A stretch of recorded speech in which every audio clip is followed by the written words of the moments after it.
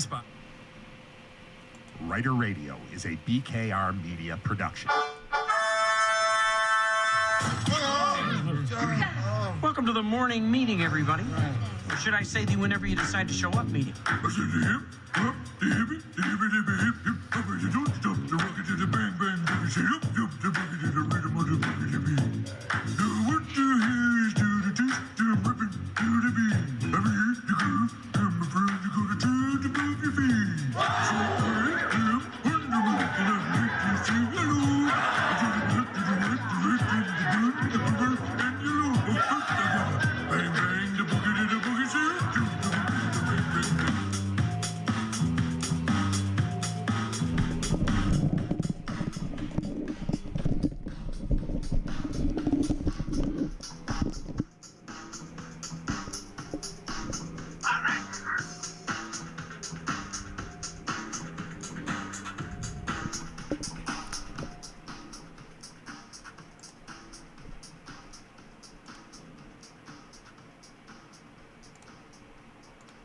All right. I don't know what's going on with the sound. I don't know what's going on with the audio. The music won't come directly through now. That's a new thing. We had a massive issue on Friday where I thought the show was on and there wasn't a show. It didn't air at all. The show was great. It was almost 3 hours long. And I didn't find out until afterward, in part because I wasn't paying attention, and in part because I think I screwed up. At the beginning of the show, I wrote down on the screen, hey, having some technical problems. But that lasted till like 10:20, and then the show started, and then the show went till, I think, after 1. And then I found out while I was driving to get a haircut. I don't know if you noticed, I got a haircut. It's fairly dramatic. My sister called it a glow up. I shouldn't say I'm not familiar with the term. I've never been involved in a conversation where the term was used. I think I've heard it, but I said, "Hey, look at this." I sent her a picture of a before and after. I went to Buffalo Trim to get fixed because I was broken. I had big puffy hair. I think it was out to here-ish. And then the beard that was out to here-ish, and it was all gray and messy and nappy and yuck. And then they cleaned me up. And I look like this, which is it's going pretty well for me, I would say. I've enjoyed the last 72 hours since I went to Buffalo Trim. A lot of, whoa, what's going on with you? What happened there? I think the first one was, are you coming from a job interview? I had on, I wasn't even dressed up. Like this is a sweatshirt. Okay.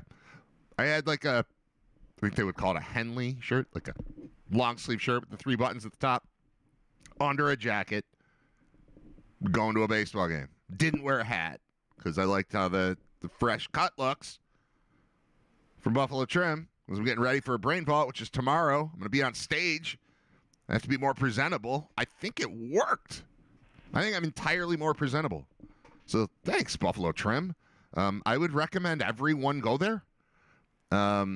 Specifically, I went to the North French location in Amherst, or East Amherst, I guess it would be.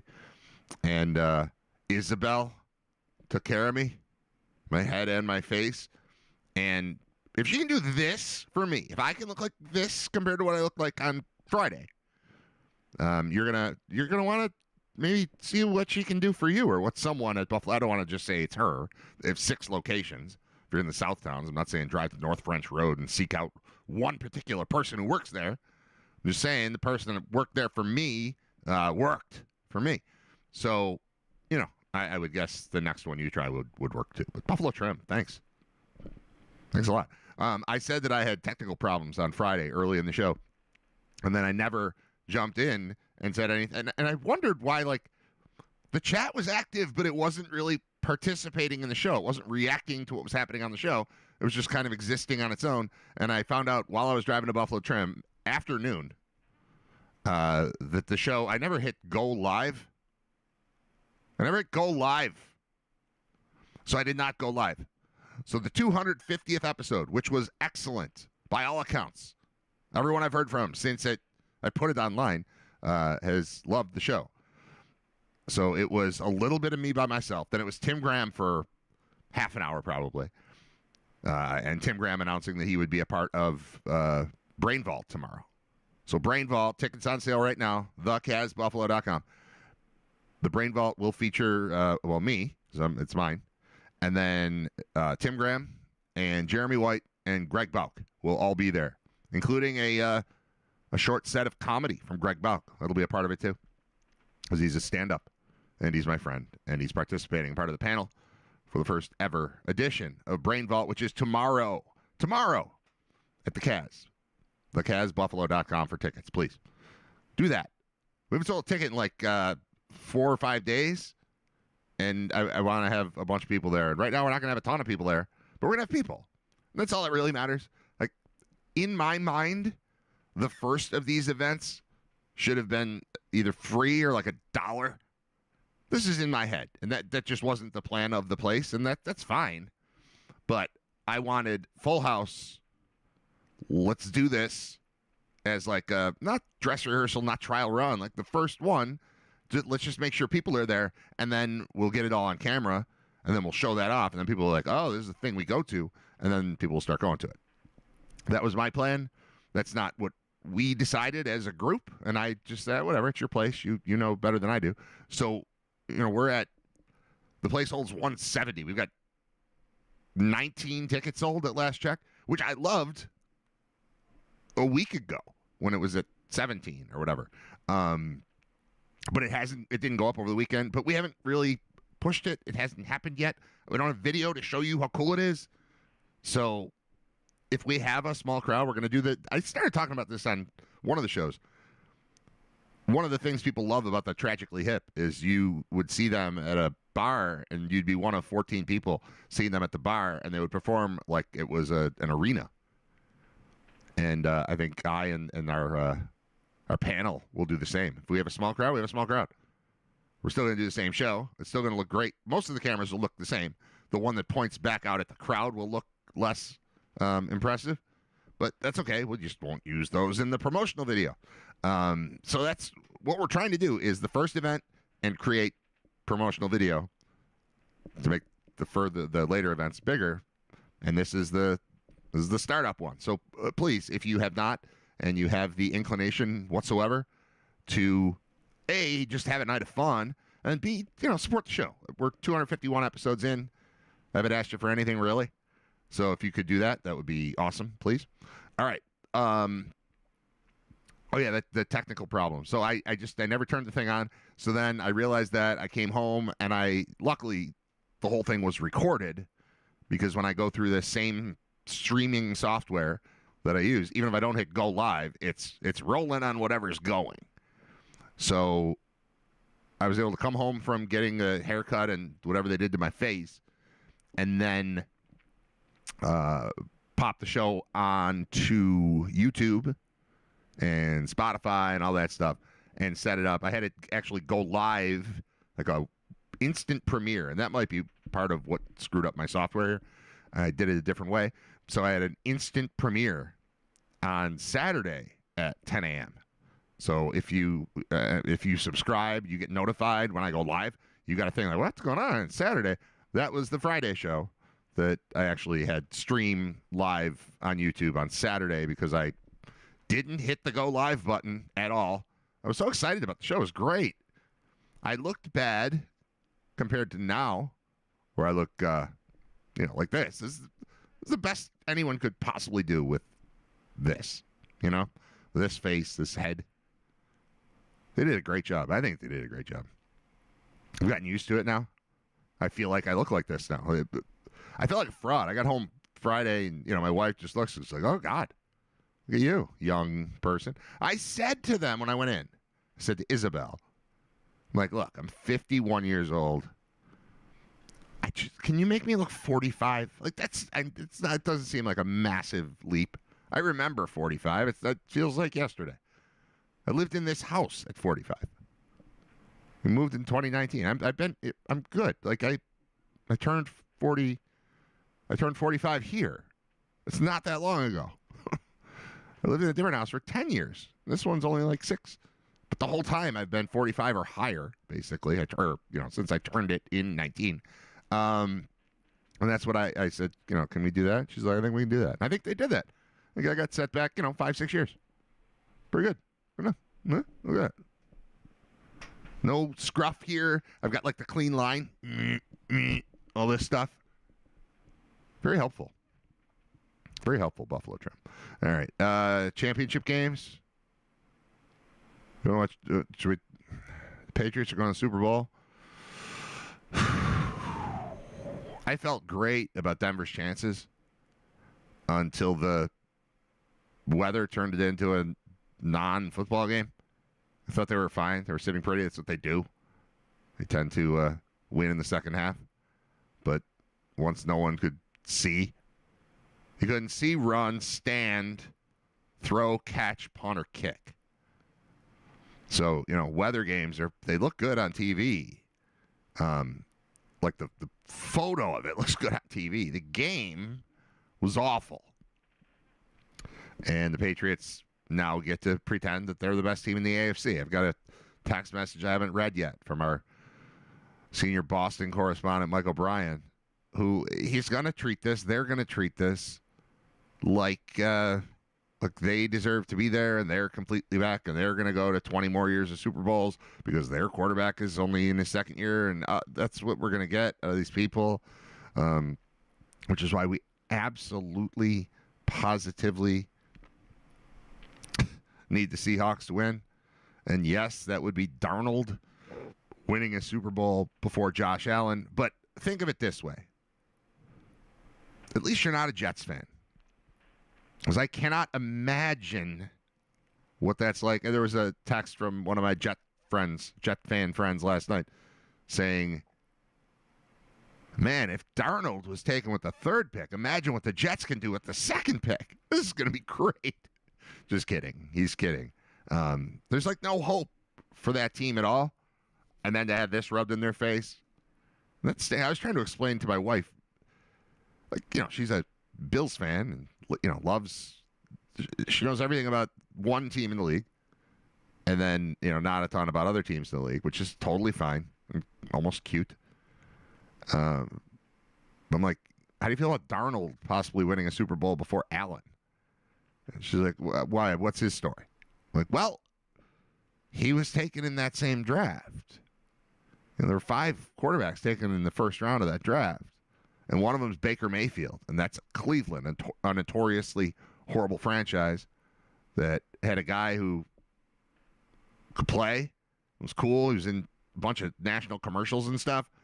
And they moved on from him to bring in Deshaun Watson while setting Baker free. And he's been very good since.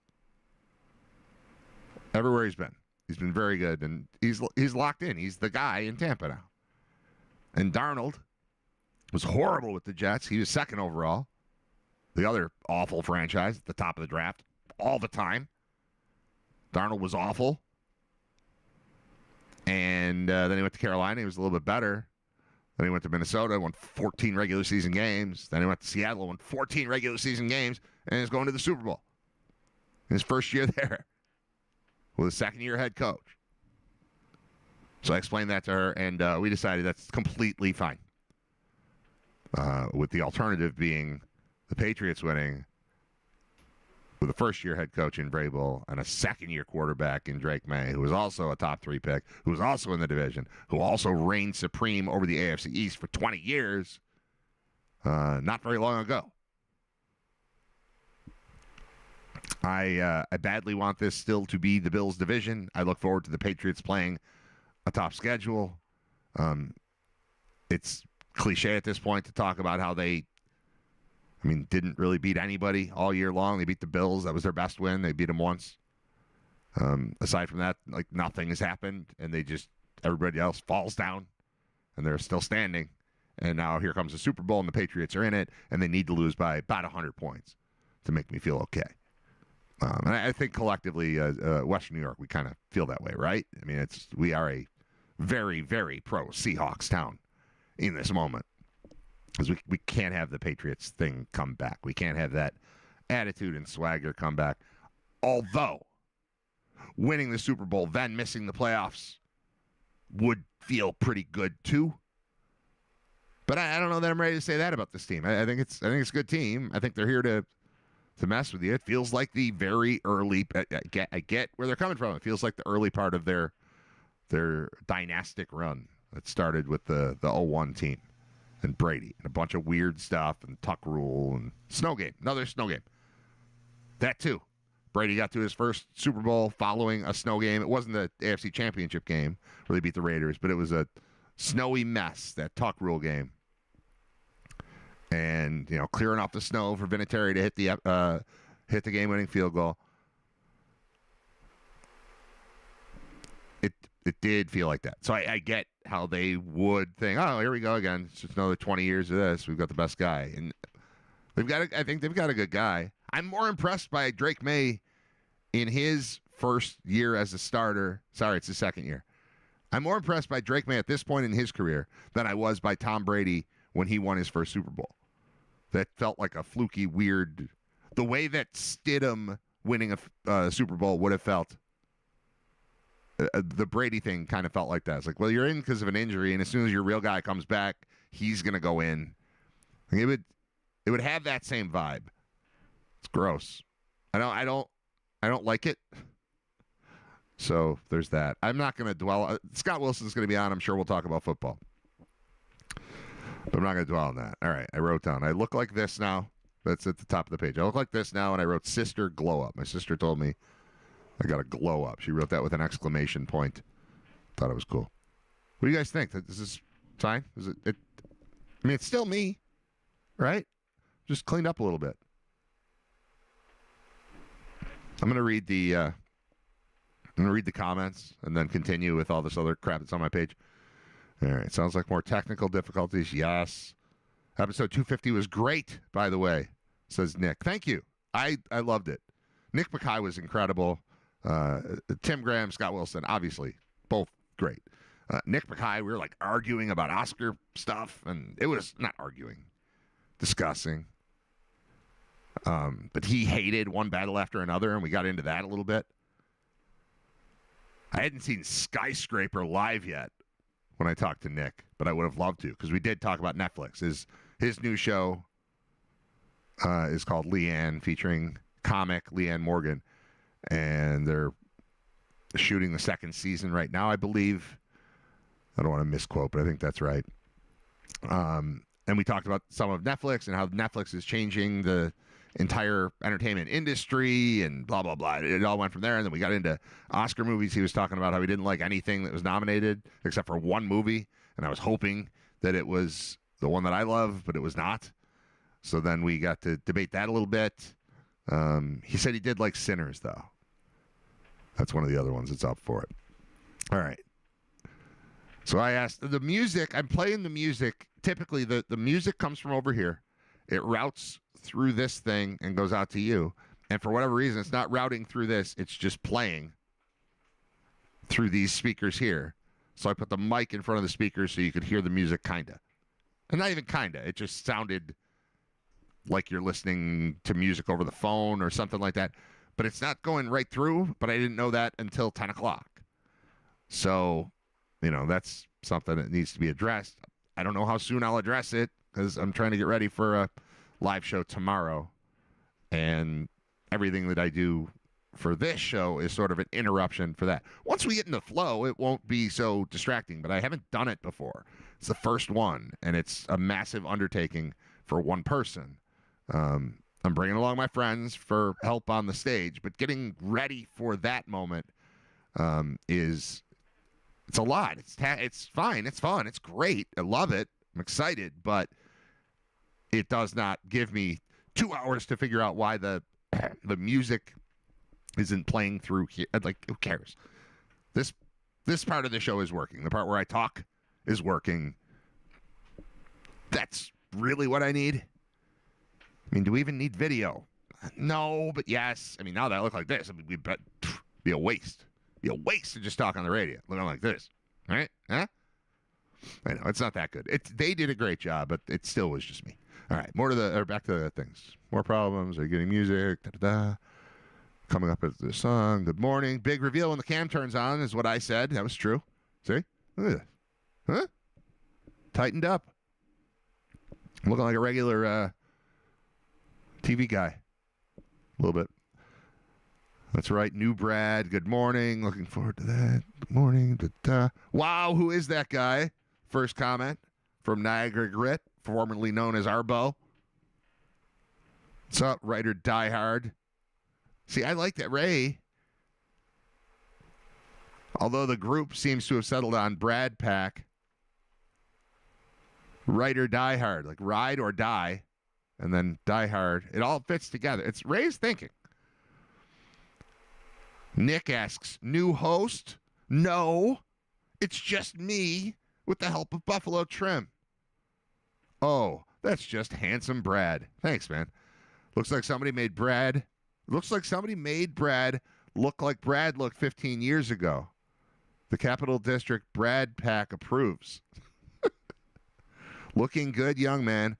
Possibly the worst team to ever make the Super Bowl. I'm just going to pretend this whole season didn't happen. Cardi B is no Taylor Swift, just a loudmouth. You can now definitely pass for 45 years old. Let's go. That's what we're looking for. Scott Wilson coming up at 11 o'clock. All right, here we go. What else is on the sheet here? Do I want to do that yet? No. That's all Scott Wilson stuff. A lot of stuff on Skyscraper. Oh, I found myself last night wondering, and this will only work for those of you who have watched or heard episode 250, but Nick Bakay, who's a local guy who's been in Hollywood forever. Why would I not make him my senior Hollywood correspondent? I tried to have him on. I asked him if he had 15 minutes. He said, yeah, sure. And then we went for 55 minutes. It was 55 minutes of conversation with Nick Bakay, first about Buffalo and sports. And then it just turned into his stuff, and that was more interesting to me because I always end up talking about Buffalo sports. Whoops. But talking to him about Hollywood things was so fun. Why did I not offer that? And I don't want to be a pest. I've texted with him a few times since having him on. I talked to him on Thursday night. Yeah. I recorded the thing with him on Thursday night because going live with him from California while he's got shooting going on, it just didn't make sense. Time zones and work and stuff. So I recorded with him Thursday night. And since then, we've texted back and forth a little bit. And he is very much, and I believe him, like, yeah, call me anytime. Have me on anytime. I don't think I could have Nick Bakay on weekly, but like monthly-ish. Why would he not be my senior Hollywood correspondent? So I think I'm going to have to add that title to Nick. I already made a cool graphic for him, so there's a cartoon face of him for when I speak with him. Why not just add a title to him and have him on more often to talk about stuff like that? I love that stuff. I love behind-the-scenes Hollywood chit-chat. He knows all the famous people. He's famous in his own right, but even when I'm asking people around here, like, do you know who Nick Bakay is? Like, well, I looked him up, and yeah, I'm familiar with him, sort of. But he's done everything. He's been on everything. He's written for everything. He's acted in everything. He's like bit part actor. He was on ESPN for years, which is where I first became aware of him when he was doing Tale of the Tape on ESPN. But he's I think he said 66 years old, and he spent the last 30 plus years in Hollywood. He was the voice of Salem the talking cat on Sabrina the Teenage Witch. I think it goes back that far. He knows Sabrina the Teenage Witch. He was a big part of the show. I have seen so little of the stuff. Like you look at his IMDb page, and it's just jammed with everything I haven't seen. A lot of voice work, cartoon stuff, Angry Beavers. He was Norbert, I believe, on the Angry Beavers, which if I had kids when the Angry Beavers were first airing, I would have watched that. But I didn't. I was in my 20s. I'm not watching your cartoon show, even if I know you. I was too cool to watch a cartoon show. But I believe in anything he's attached to. Paul Blart Mall Cop. That's a question I should have asked him. He wrote it. He wrote Paul Blart Mall Cop and the second one. That was called Paul Blart Mall Cop 2. I think I've never seen either of them. I think the most brilliant thing about the movie Paul Blart Mall Cop is the name Paul Blart. And I'm positive that Nick came up with Blart. In fact, I'm almost positive that the name Blart leads to the whole thing. Like, you just think of it. Jeremy and I always had a thing about movies where you could tell they came up with the title and then they made it. It's always like, time code. Some like sort of the net. The net is the perfect one. Like, you came up with the title and you're like, we got it. We have to make it now. There's a thing called the internet. If we call it just the net, then it's like a thing that Sandra Bullock can be trapped in. Let's go. And they start with that. I think the word Blart comes to your head. Then maybe you think Paul. Then maybe you attach Kevin James in your mind to it. And then you're like, what does Paul Blart do? We need two more words. What is hilarious? Because whether you've seen the movie, care about the movie, it doesn't matter. A movie called Paul Blart Mall Cop is going to get attention. It's going to be memorable. And I'm pretty sure he just started with Blart. If I had one do-over on talking to Nick Bakay last Thursday night for Friday's show that didn't actually air until Saturday, it would be, did that whole thing, was it all born because you thought of the word Blart as a surname? And I would venture the answer is yes. That's maybe worth a text message. I don't need to have another 55-minute conversation with him. But just, hey, that all start because you thought of Blart. That's funny. It was good call. That's funny. All right. Honestly, I wrote down all I did. Oh, all right. Here's the thing. We'll see. All I wrote down was stuff I watched, which is a pair of football games, a man climbing a skyscraper live on Netflix. And as Scott Wilson very appropriately pointed out, he's climbing a building, and either he'll make it or he's going to fall to his death live on Netflix. And that's what we signed up for. And I thought I might tune in rooting against him. I did not root against him at all. I was rooting for him. And spoiler alert, he survived. You know how I knew he survived? We had a baseball game Friday night, and the event was happening while we were at the baseball game. That's not the whole story. That would be weird. When I got home, I'm like, I got to see the end of this. And I turned it on, and it was already over, but it was available for streaming. Like, the live part had already happened and shut down, but you could press play and watch it from the beginning. And in that moment, I kind of felt like the drama had been spoiled, because I'm pretty sure if he fell to his death on international, we'll call it television, they probably would not have made the replay just available. Yeah, start it now. Look, skyscraper. It's happening. Just check it out. And then he dies again. They probably wouldn't have done that. So there was a little less tension.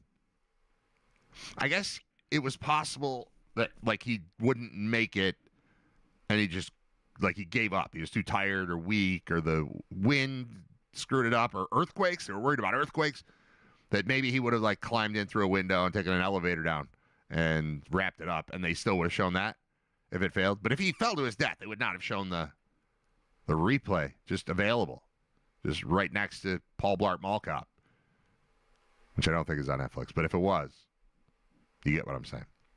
I don't think it would have been there. So I watched it start to, I thought finish.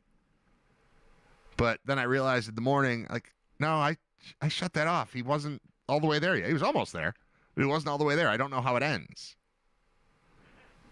So I watched last night the last 16 minutes of Skyscraper Live, which was no longer live, but that's what they called it. And the guy whose name I still don't remember, got his face burned into my head, but I don't remember his name. The guy from Free Solo tried to climb El Capitan with nothing, just him. No gloves. Wide receivers wear gloves. My kids wear gloves for playing catch in the yard with football. This guy doesn't wear gloves to climb a 1,700-foot skyscraper. It's crazy. The whole thing was crazy. But I realized I hadn't watched it, so the last 16 minutes of the broadcast were still available to me. So I hit resume, and I watched that last night. And I'll be honest, man, he makes it. He gets to the top, and then he stands on the top of the building. And then there are all these drone or helicopter or probably not helicopter because that would create wind. Drone shots of him 1,700 feet in the air standing atop this building. And I couldn't even look at it. I was so much less comfortable watching him stand on top of the building than I was watching him climb the building. Climbing the building was, a little harrowing. And maybe it's that the camera shot could do like 360, so it was just him and then the whole city and mountains and hills and water and stuff in the back. Like it was all, but the shot of him standing on the top, I paused it and went upstairs to tell my wife how uncomfortable I was watching him. Like he made it, but this is I can't look. And she had seen it like that night. I watched it in the basement because I was working on stuff for the show. So I just had it on, but I wasn't staring at it the whole time. But her and the kids watched it when we got back from baseball the other day. They watched it start to finish. And so she was aware of that, and she agreed that part was very difficult to watch. And I don't know why. I'm not there. I'm on the other side of the world. It happened on tape. He's clearly safe. But standing on top with sort of the camera spinning around and pulling back, and it's just a little dude on top of this 1,700-foot structure. It was so uncomfortable. I don't know if vertigo is the right. I was getting like jitters, and I felt something. So that's good TV. That's good TV. I don't know that you can do like what's the next one, because I would watch something like that a lot. But you can't just have another guy climbing another building. Like, that can't be next. I don't know what episode 2 would be of Skyscraper Live, but I'm in for that sort of adventure. I thought it was way better than watching Nick Walendo walk across the falls, whenever that was, 15 years ago or something. I felt it was way scarier for me as a viewer. I guess there's over water, there's a part where you're like, oh, maybe he'll be all right. Like, A, he's not going to fall. He's super good at it. B, at least it's water.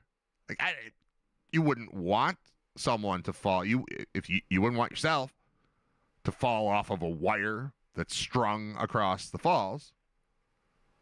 But I wouldn't assume certain death. Like, oh, no, he might die. But then they'd probably save him. Maybe they'd save him. Maybe they wouldn't. I don't know how the rapids work. I don't know what you hit on the way down. But at least with water under you, there's some sort of like, I mean, it's impressive and it's cool. But it feels like there's at least a cushion of something that could potentially maybe kind of sort of keep you alive. Could also kill you in and of itself. Because if you're unconscious and you're in water, that's not good. Or if you hit a rock, or I don't know. But there's some sort of safety net. There's no moat around Taipei 101 or whatever. I think that was what it was called, Taipei 101. I wrote it somewhere so that I wouldn't screw it up.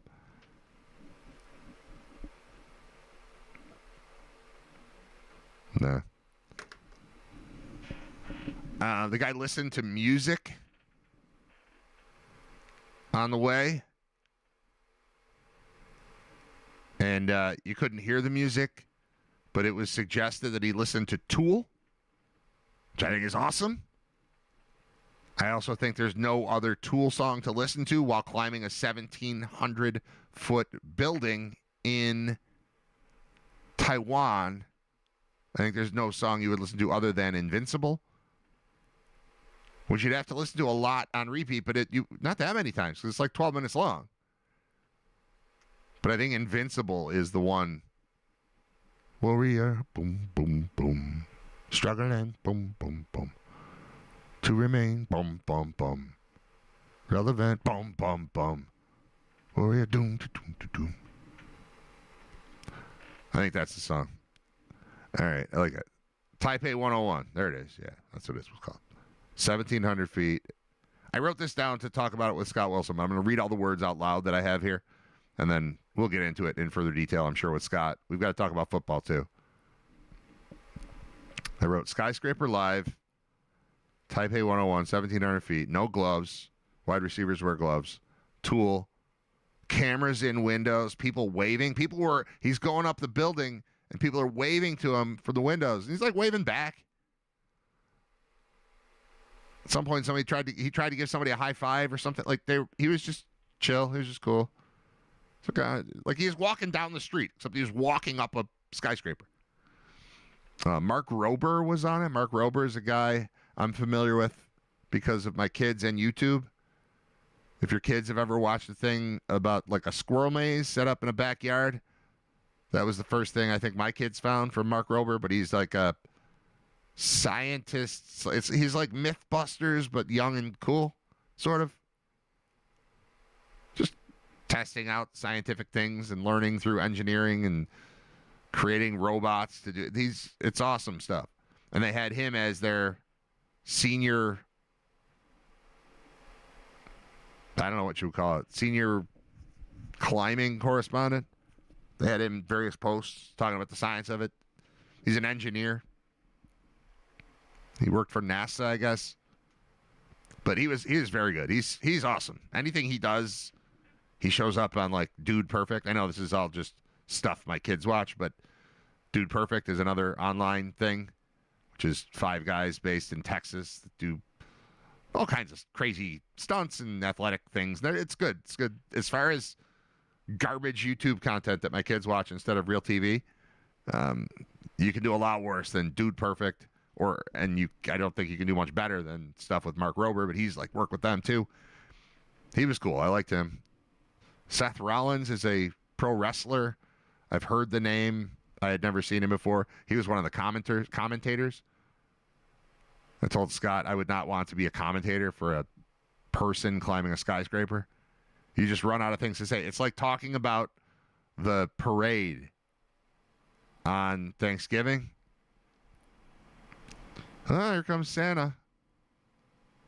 Oh, he's got a lot of toys. Look at him. Look how white that beard is. Not like Brad's. Brad's is fine. With a good trim and a little touch up of color. Still some gray in there, but not like overwhelming me. I don't look like Santa Claus at all anymore. No one would mistake me for Mr. Claus. Not today. Not right now. What else did I write? Camera guy hanging. I'm uncomfortable on the tall swings at Darien Lake. 16-foot dragon times 10. We'll talk about that. Fanny pack of chalk. Thought a lot about his wife. Sani is her name. Sanni. Sani. I don't know what that's short for. But I thought about if he fell off the building. And she seemed very obviously supportive of her husband's weird habit of climbing skyscrapers and such. But she was there and she was, enthusiastic, but not over the top. She seemed very cool. And she was an attractive woman. And I just thought about, there's a lot of people watching this right now thinking the same thing. Like, Sonny, if this dude falls off the building, maybe I got a shot. How are you the next guy? Like, what do you do? My last husband died climbing a skyscraper live on Netflix. So he was pretty brave. What's up with you? Like, well, never mind. Like, there's just, how do you follow it up? They're saying, like, they called him briefly the Michael Jordan of climbing. If you're the Michael Jordan of basketball, you're not impressive to the widow of the Michael Jordan of climbing. And the Michael Jordan of basketball is super impressive to everybody else, not to her. How do you compete with that dude? Ever. In anything. You cannot. Oh, I'm the president of the United States. Yeah, I don't know. That's not anything. Oh, I'm the CEO of Bank of America. Would you just climb a skyscraper? Do you have a documentary based on you climbing El Capitan? Just on sheer will with chalk on your hands? I'm unimpressed. Move on, sir. What if he ran out of chalk? I wrote that down. I wrote, I'm out of chalk. Then what? And that's all I had there. One quick personal note. After a horrible sports weekend last week, where we went 0-4 in one day, last Saturday, it was my son lost a basketball game in the morning. Then the Bills lost to the Broncos. And then the Patriots won. And then I went to my son's baseball game that they lost. They got shut out. So that was a fantastic plan for a day. Let's go watch Zach win a basketball game. Let's watch the Bills win a playoff game to go to the AFC Championship. Let's watch the Patriots lose to the Chargers. Thus bringing the AFC Championship game here, right? That was the one we needed. Yeah, that would have been here. Then that would have been terrible weather. Then the Bills would have lost to the Chargers because of fluky weather. So, maybe we just saved ourselves a little stress. And then they'd be firing their coach today instead of last week. We'd have that. But none of that happened. And then my kid lost his baseball game too. Hurried up after the Bills game to go out there, and then the Shamrocks lost too. That was 0-4. My teams went 4-0 this weekend. My kids' teams went 4-0 this weekend. We had a basketball win on Saturday. That was, I don't remember if that was morning or afternoon. It all runs together. Afternoon. It was like a 4 o'clock game, I think. So Zach's team won his Amherst basketball game. Then we had morning basketball. Drew's team won by 10, I think, like 34-24. He had a good game. And then we came home for a while, and then we went back. Oh, Nate's team didn't play. Nate's team had a bye because I was supposed to have to work UB wrestling, so I requested a bye because I coached that team. And then the wrestling match against Hofstra got canceled. So we could have played basketball, but we didn't. That's okay. Then Zach's team played. They won by 3. No, they won by 3 the other day. They won by 8 or 9 or 10 or something. So they won. And then we had a baseball game that I forgot to talk about. That was on Saturday, where they won big.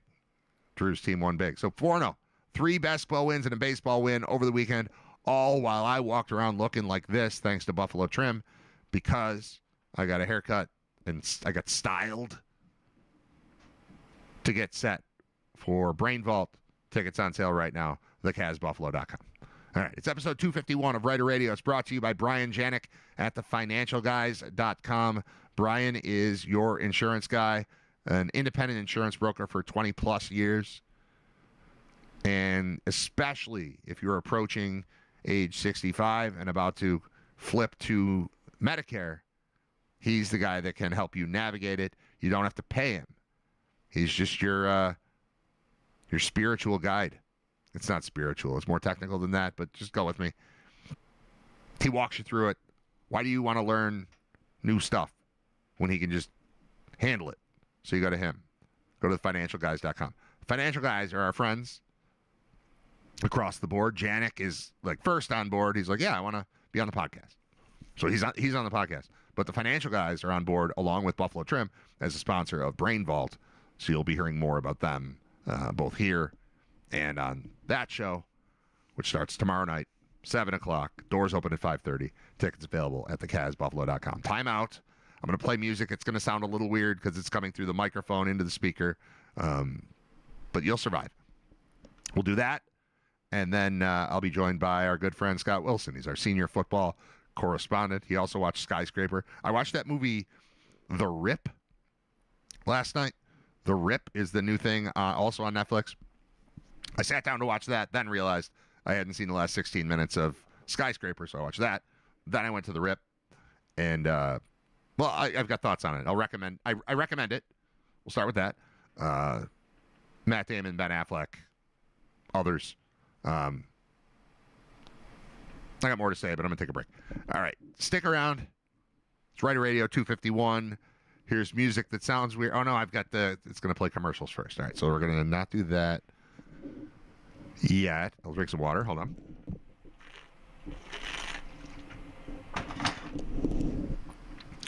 All right, I want to get through these commercials. How many do we have? Are we on to music already? Oh, we're on to music. All right, BRB.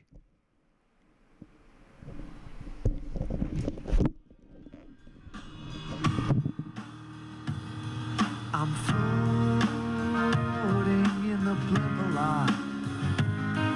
I feel the feeling I forgot. I'm swimming weightless in the womb, or bouncing gently round the room. In a minute I'll be free, and you'll be splashing in the sea.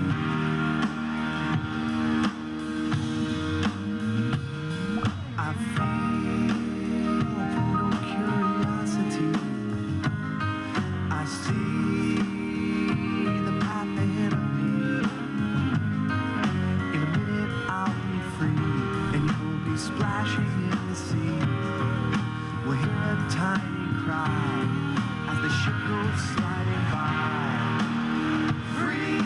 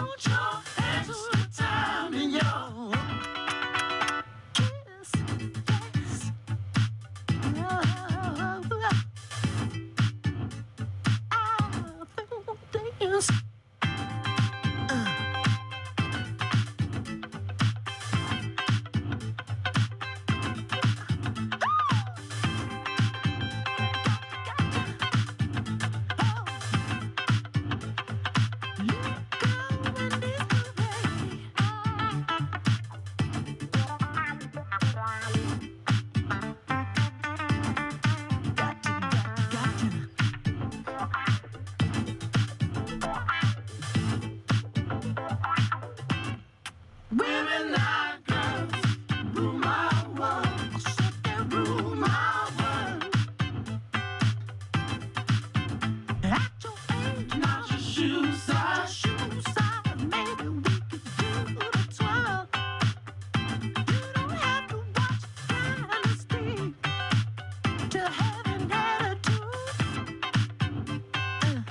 You just leave it all up to me. My love will be your fool. Yeah, you don't have to be rich to be my girl. You don't have to be cool to rule my world. I just want your extra time and your kiss.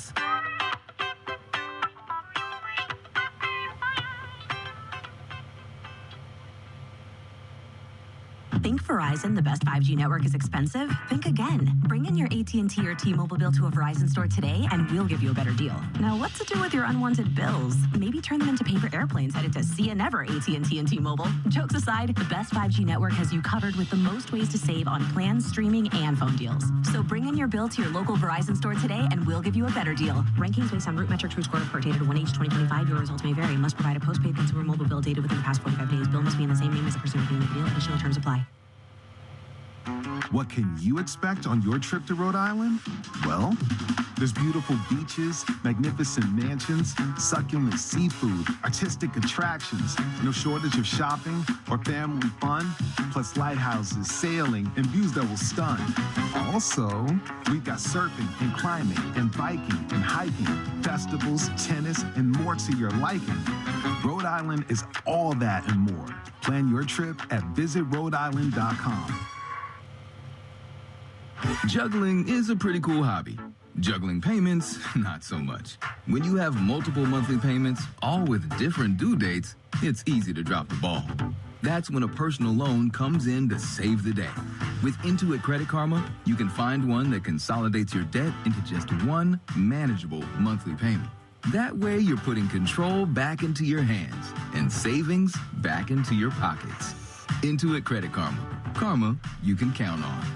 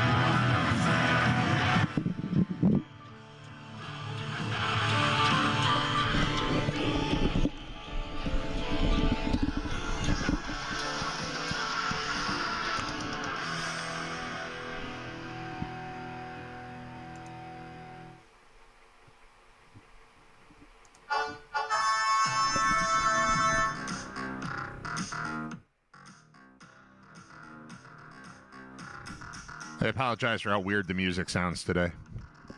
I'm working on it. We'll figure it out. It's not the biggest concern. Biggest concern is getting the talking on the air. Although I do have to kill this music over here. I'm not even going to try it. This is the part where it would go, all right, we'll do it. Big voice guy. It's going to be from far away. It's not going to sound right, but Scott's coming on here. Let's check in with RITER Radio's senior football correspondent, Scott Wilson. It's coming from speakers going into my microphone for whatever reason today. I don't know what's happening. But Scott should be here fine. Hi, Scott. Hey, what's up? How are you? Can you hear me? I hear you great. Can you All hear right, me? good. Yeah, yep. I see you live on the screen, too. You know, I hear you, but you sound like a completely different person. Yeah, I get that. I'm getting that a lot. Makeover. Charming. And do I seem more charming? Do I sound more charming?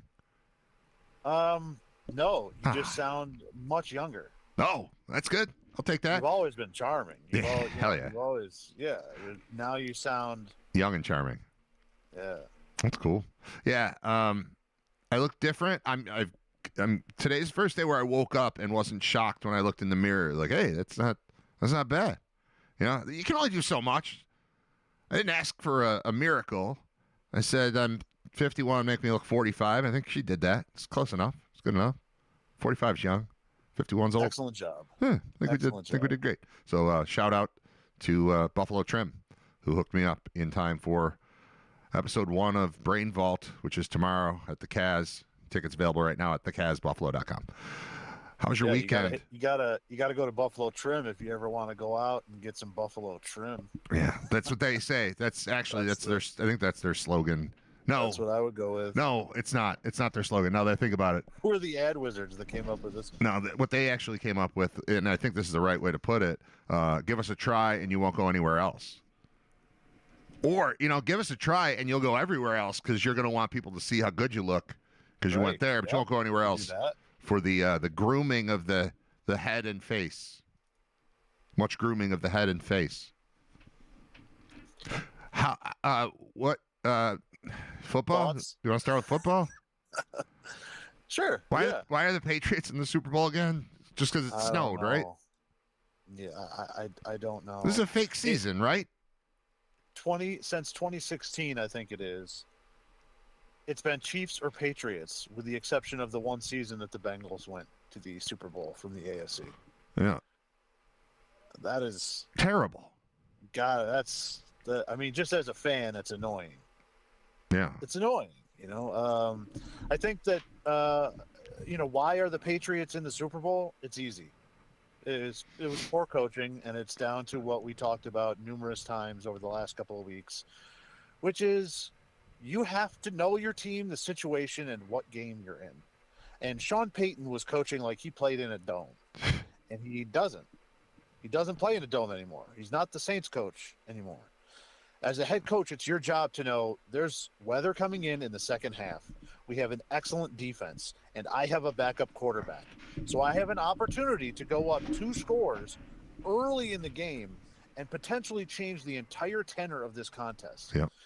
And they decide to go for it on 4th and 1 and throw. Terrible play call and throw.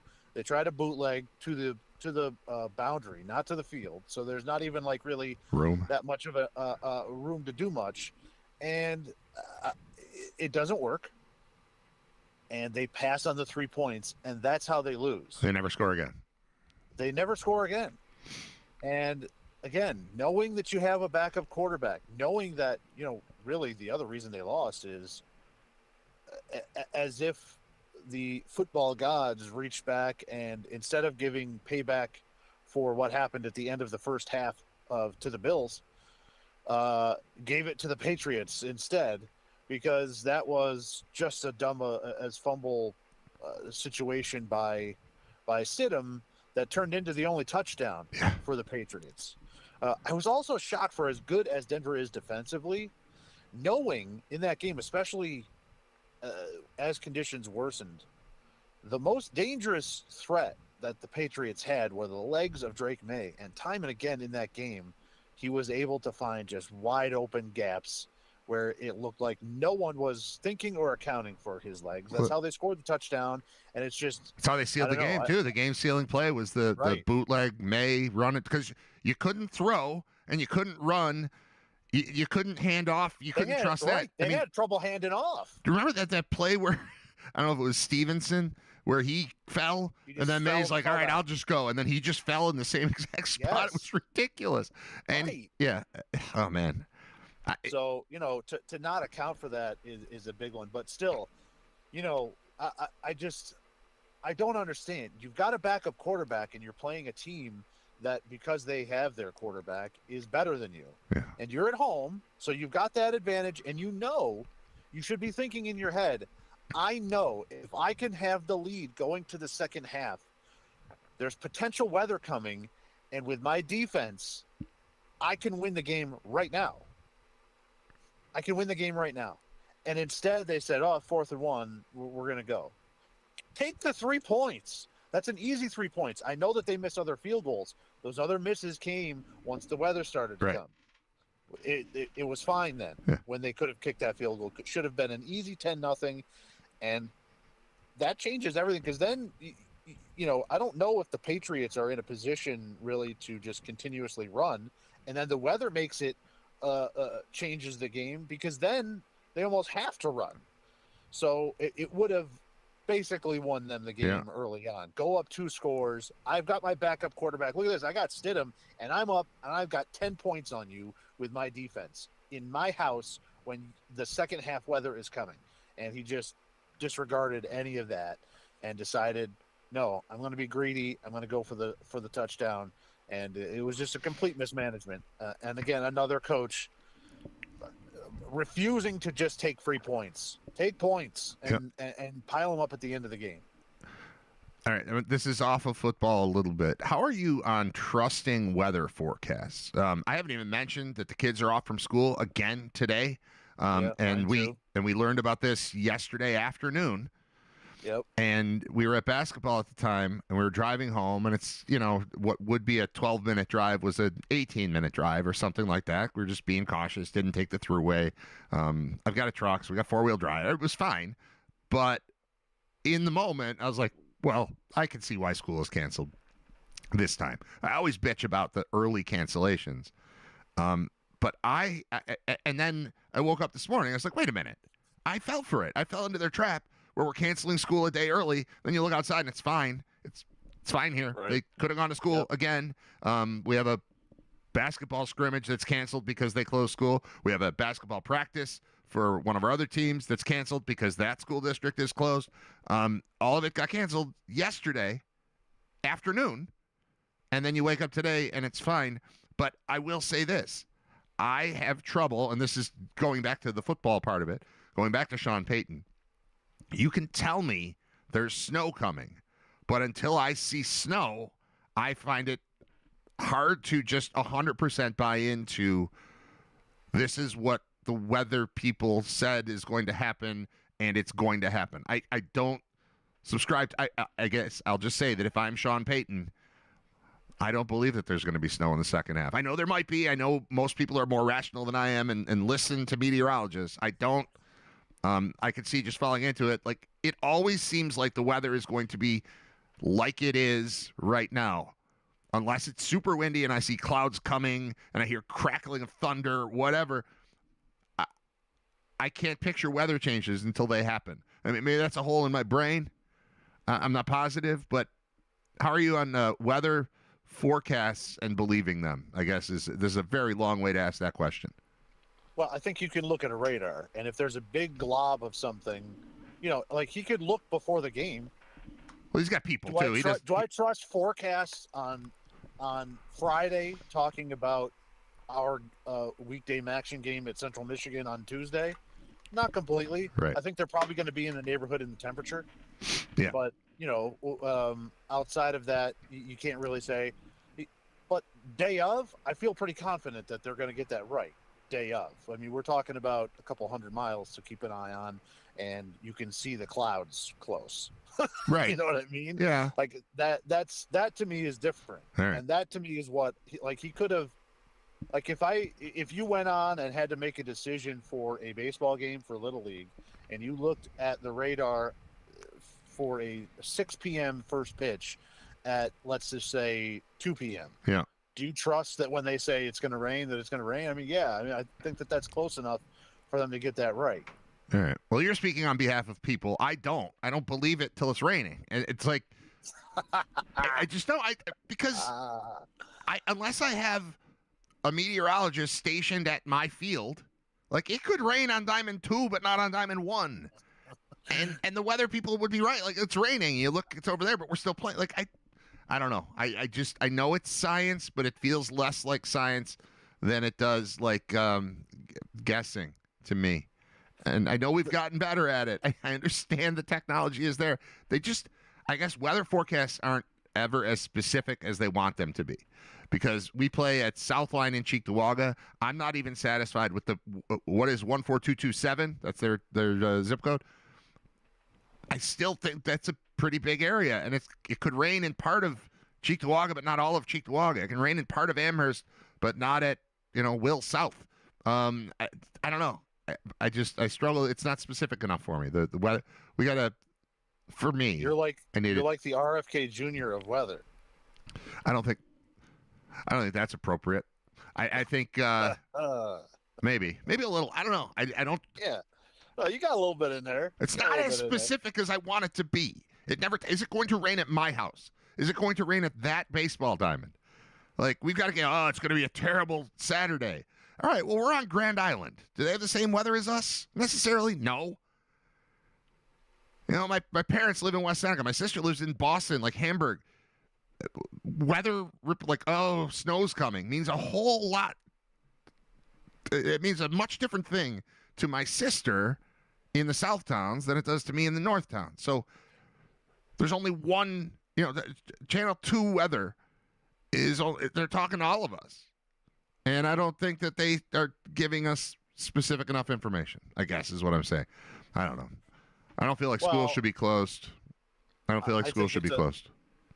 I agree with you. It's gotten to the point, school closing wise, that my children last night, as we're watching the game, were complaining, like, I hope that they just cancel it now. Like, they should cancel it now. Because they wanted to be able to just stay up late and watch YouTube and, mess around. And not have to worry about going to bed on time. And then, of course, they got their way. And, not to take it too far away from football, I also think that there's an element of joy that we have removed from children's lives. Yes, text 100%. Messaging and email alerts. And for a while there, we used to get automated phone calls for our district when they were canceling at 5:30 in the morning. Thanks for waking me up.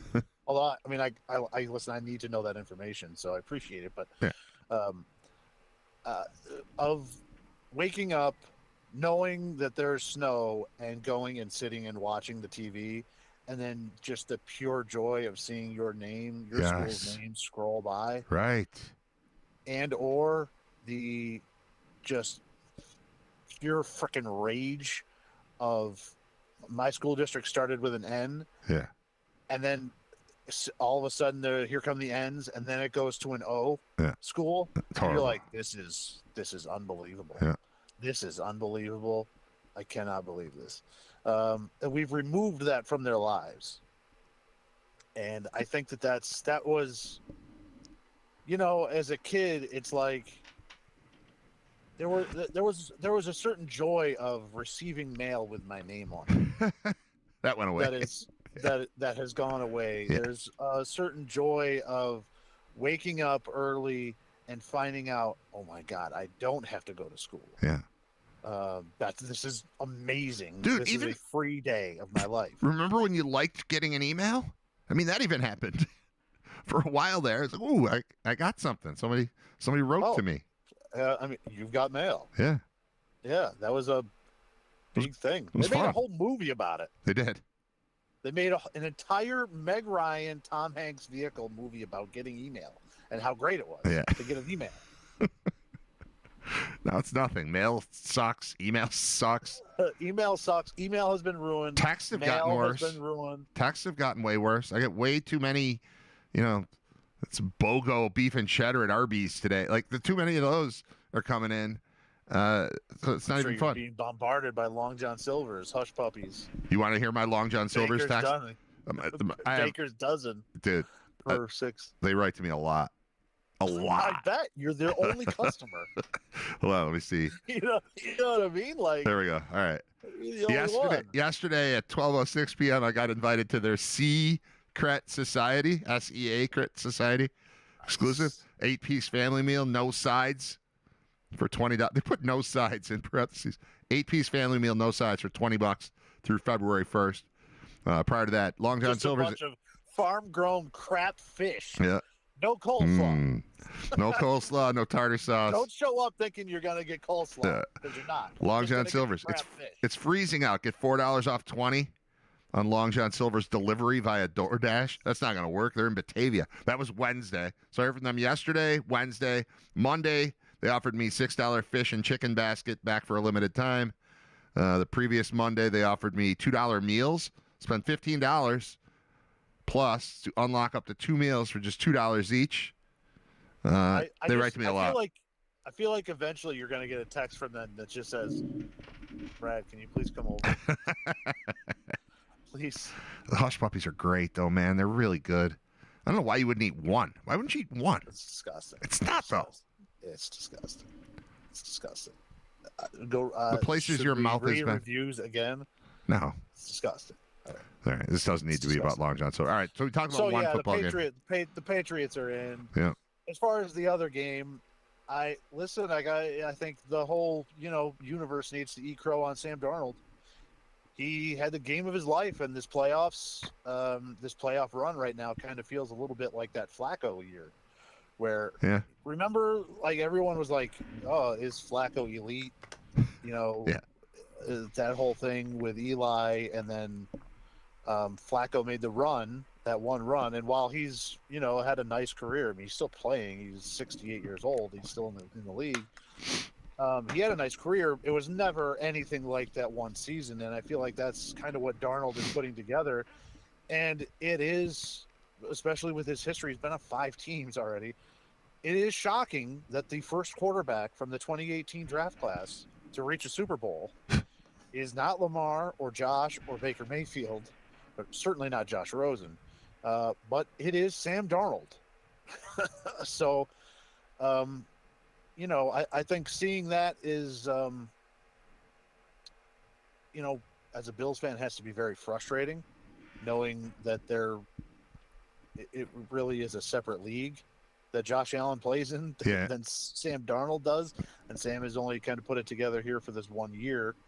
Even the season there with Minnesota that he had, it was nothing like what he did this year. He definitely put more of the team on his back and had much more clutch performances in this one than he did against Minnesota. Minnesota felt like he was a passenger, and this one felt much more like he was able to drive the bus when necessary. So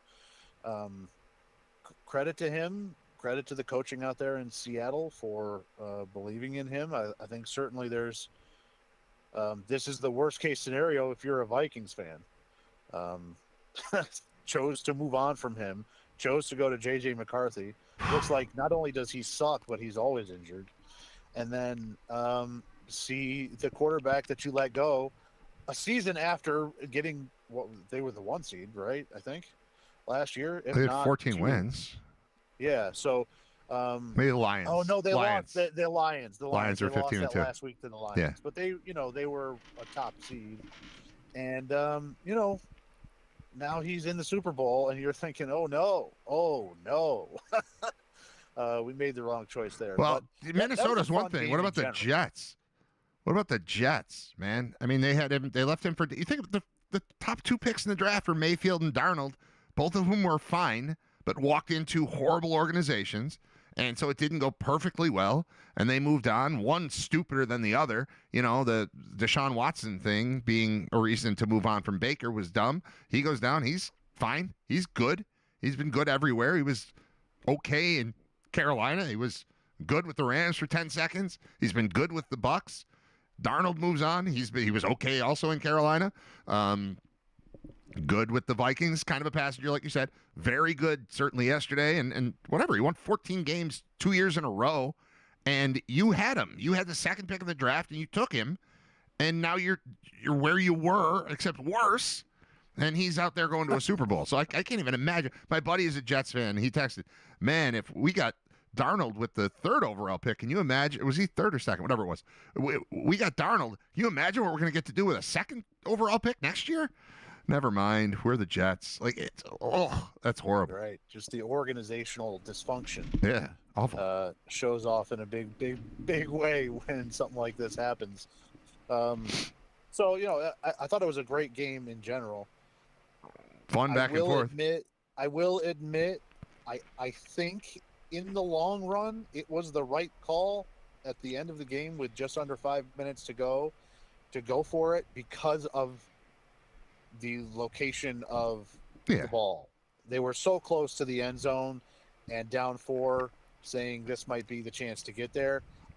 I would not have hated taking the field goal there. That's a totally different situation from the Denver game. No, that was realistic. I don't even, when you were saying that decision, I'm not even thinking about a decision in that game. I felt like everything was fine. If they had kicked a field goal, I would not have batted an eye. Sure. Yeah, it could go either way. 3 timeouts plus the 2-minute warning, kick it deep. But because of the position, like if they were at the 23 and it was 4th and 4, I would have said, kick this field goal. Take the 3, come out, play defense, get the ball back. Then you only got to get to around the 40-yard line instead of the touchdown. Sure. But because they were so close to the end zone there, I think I would have. I have no problem with that decision. And plus, they still have Stafford, not Jarrett Stidham. So in a snowstorm. Those are two. Yeah. Those are two different situations, two different worlds. Yeah, it was two offenses moving the ball consistently. Like it was all right. Everything was fine in that game. It was a good game. Either team that won was going to be fine. Either team that won, I think, would be favored against New England. Yeah. And like 3.5 is where it landed. From the entire championship weekend, it's got to be. I mean, I know it is because I live with my son. It's another frustrating year for Bills fans, who I think have reached this point of the season and come to the end and say it wasn't pretty, it wasn't perfect, but I still think that the Bills were probably the best team in the AFC and are still not going to the Super Bowl. Yeah. I think they would have. I think Drake May showed up and was very nervous in that game and looked like he probably, I think we all thought he would have looked against Josh Allen in that situation. Yeah. No matter the weather, no matter the situation, he never really looked comfortable. I know that it's a different defense facing the Bills, so maybe that would have affected things, but it was the first time where Drake May looked like the moment was, that he was a newcomer to this type of stage. Yep. And he was a little bit shaky. And, and Denver, of course, knowing that you were probably better than them and let him off the hook. So, just coming to the end of the season and thinking the Bills' pathway could have been Drake May, Bo Nix, Darnold, Trevor Lawrence, and Sam Darnold to a Super Bowl is just really frustrating. That is really frustrating to know that would have been, if you could have laid it out ideally before the season, I think that's about as close to ideal. Oh, it's amazing. As you possibly could have happened. I tried to shut the Bills out of it in my head yesterday and just watch the football that's on TV and not think about, not singing "Could Have Been" by Tiffany in my head all day long. I tried to avoid that, and I was pretty successful with it. I just kind of watched football. Obviously, I'm rooting against the Patriots because that's what we do. And then I was rooting for the Seahawks, but I didn't really care, so that one was kind of fun. But it was tough watching the AFC Championship game, looking at it going, well, the one team you beat already this year in their place, and that's where it would have been had you advanced. And that's the Patriots. And the other team would have been a snow game too. And it would have been a snow game right from the start. And maybe that would have been the problem. You're like, no, I want to play on a regular field. I've got the best player. I want the best surface. I want him to be able to fully function. So, like, maybe the weather would have gotten the Bills, and that would have been the new part of this sad story of not getting there in the first 8 years of Josh's career. But it's tough looking at, one team that you did beat once. I know they beat you, but that was crap too. And then the way the Denver game went last week, I don't think many Bills fans walk away going, oh, the Broncos are way better than the Bills. Like, there's no chance. You're mad either at a play call here or there or an official's call here or there. And minimally, the Bills are an equal team to the Broncos, or showed as much last week. It just, they didn't wind up on top in the game. So to look at it, it's not like I'm watching Mahomes, who I can never beat in the playoffs, doing it again. It's just 2-0 teams that get to go to the Super Bowl. It's like, it makes it seem like everyone should be able to go to the Super Bowl. If Drake May in his second year with that team that's okay can win as many games as it did and then squeak through and go to the Super Bowl, why can't the Bills squeak through and go to the Super Bowl? It's like the Sabres making the playoffs. Everybody makes the playoffs. How can they not make the playoffs for 12 or 13 years in a row? How is that possible? And, how do the Bills just not get through one of these times? I don't know. I guess things are going to change. The one thing that kept the Bills in the conversation, though, is the whole time we're watching, my wife's on her phone scouting out potential head coach replacements and like, all right, who can they interview now? All right, they lost, so they can bring in this. You can bring in Davis Webb now. All right, if they lose, can we bring in Clint Kubiak now? Like, all this stuff. Like, the Bills head coaching search was front and center while we were watching. So I couldn't keep the Bills out of the conversation, and that stinks. Well, but, it does kind of stink that the Bills are looking for a coach this year and not last year, where I think last year you'd be talking about what's his name from the Lions that went to the Bears, whose name is escaping me right now, but Ben Johnson. Ben Johnson, who I think is who you'd want to hire, right? Sure. I mean, that's, yeah. Or an experienced guy like Mike Vrabel, who ended up taking the Patriots to the Super Bowl, and Titans fired him. And I came across the fact that the Patriots have as many wins since December 21st as the Titans have since they fired Mike Vrabel.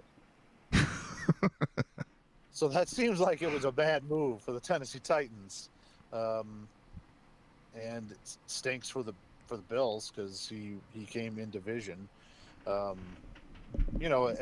as far as the coaching search goes, it's interesting. Nobody wants to coach Cleveland. They've had some interesting stories leak out about how they're going about their coaching search, and it looks like annoying nerds are getting in the way, and football guys are saying, "Yeah, I'm not doing that." So there's interesting things happening there. Clearly, the Bills still the best job available right now, but you're not swimming in a sea of wonderful choices.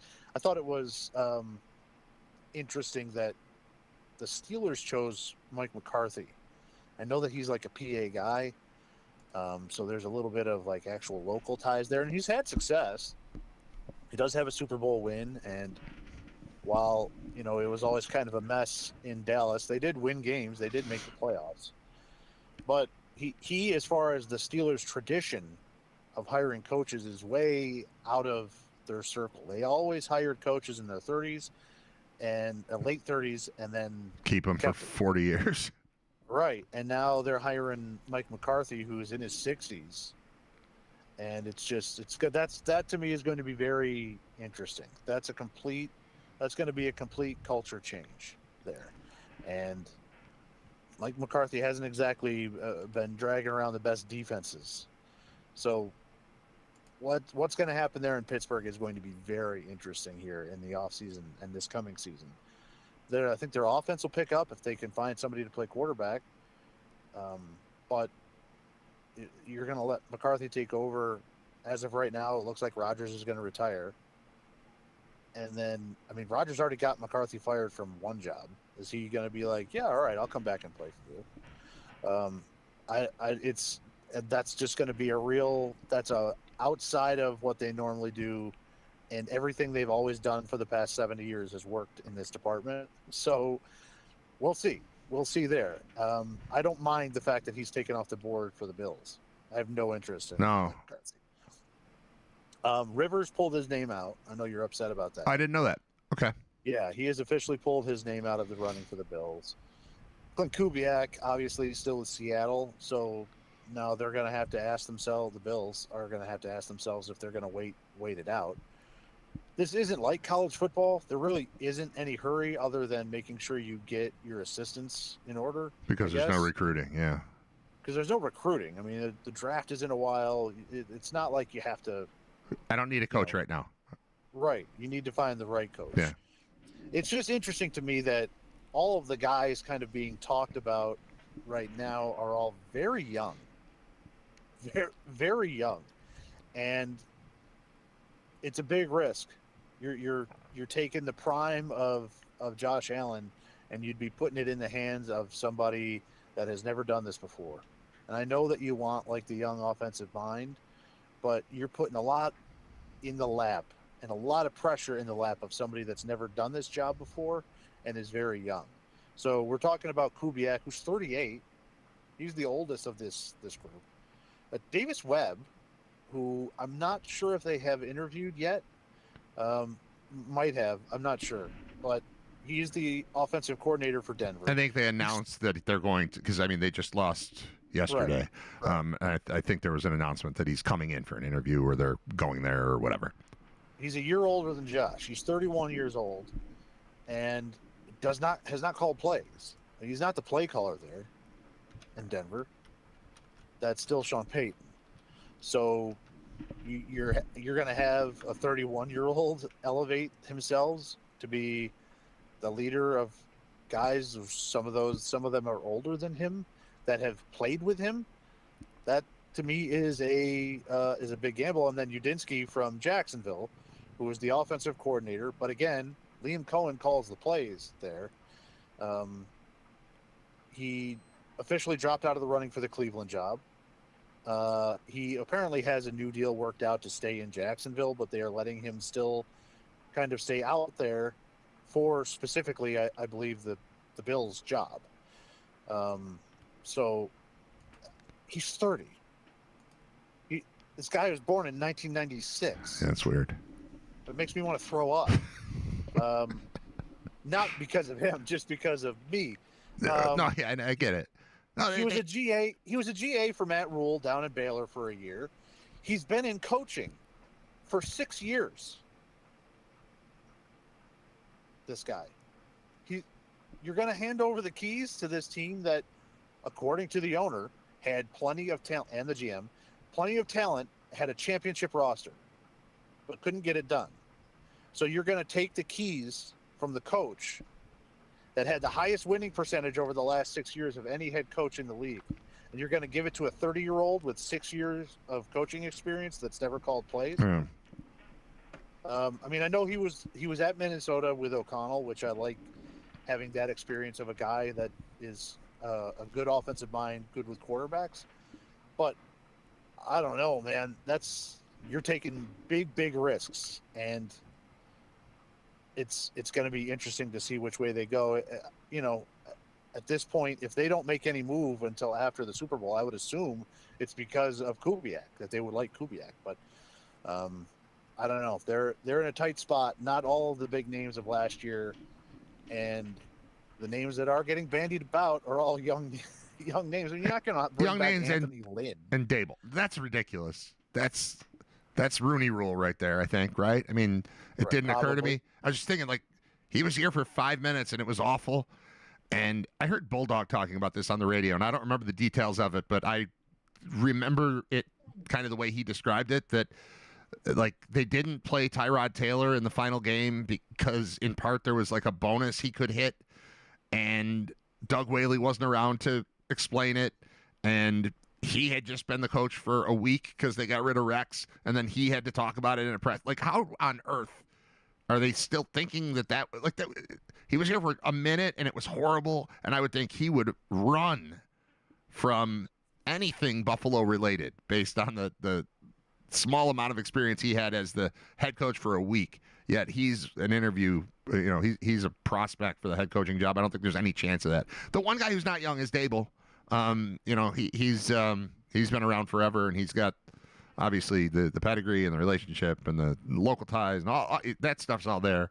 But I feel like if they wanted Dable, they'd have Dable right now, right? That's a nostalgia play, honestly, at this stage, because you've got 4 years of track records of what he is as a head coach. I'm sorry, it sucked. Yeah. If you're doing that, that's a strictly nostalgia play, and I would assume that that's driven largely by the fact that he has an excellent relationship with the general manager and still has an excellent relationship with Josh, which I don't know. We don't know what that relationship is. Right. Obviously, they were close or, seemed to get along when they were here, and I think it's fair to say that he certainly got Josh to wake up to playing more responsible and taking his game to another level. But that's different, and that position he was in is different than being the head coach. Yep. So, it's going to be, maybe there's somebody here in left field that we're not seeing yet. But as of right now, those seem to be the names, and they're all super young guys that are not all that experienced in doing this. And I just feels like you're setting them up to fail. It feels like you're setting them up to do something and have pressure on them that isn't necessarily fair for them. Whoever it is that's going to get this job, if you take one of those young guys. Do you want to talk about Skyscraper live? Yeah. Can I throw one other note in football-wise? Yes. It's a very quick thing. It's fine. They put out this is just checking in with the transfer portal in college football. Oh, okay. UConn has announced that they are bringing in 64 new players for next year. It's almost a complete retooling of their roster. It's a big number. So just to put that into perspective, that's an entire NFL roster plus practice squad. Added. They're rolling They're rolling the entire thing. It's all new players for UConn. You know who I feel for? Phil Steele. Dude's got to put out a magazine, and he's got to talk about what he thinks UConn's going to do, and they have 64 new players? That's hard. Yeah, it's got to be hard for UConn. It's got to think about their play-by-play guy. He's got a whole new team. Oh, my God. It's a whole new team. New coaching staff out there, new team. So that's, another insight into how insane it is out there. Yeah. What it's like. First of all, they needed to do it. It's not like that was a choice. They didn't just kick kids off the team. They left in the portal too. Right. Or graduated. They had a lot of seniors. So they had to bring in those numbers, but that's just, that's the way it is now out there. Do you want to talk about Skyscraper Live? I am open to talking about Skyscraper. All right. Yes. So I, leading into it, so when I turn on Netflix and it knows what I like, it was promoting a thing called Skyscraper that, without reading it, I just saw, there's a few word description, and then if you click on it, then it'll give you more information. I didn't click on it. I just thought it was some game show. I thought it was some new game show that was going to air, and I was like, I'll catch up later. And then you told me, hey, heads up, the guy from the Free Solo movie is climbing a skyscraper, and it's going to be live on Netflix, and either he's going to get to the top of the skyscraper or he's going to die live on Netflix.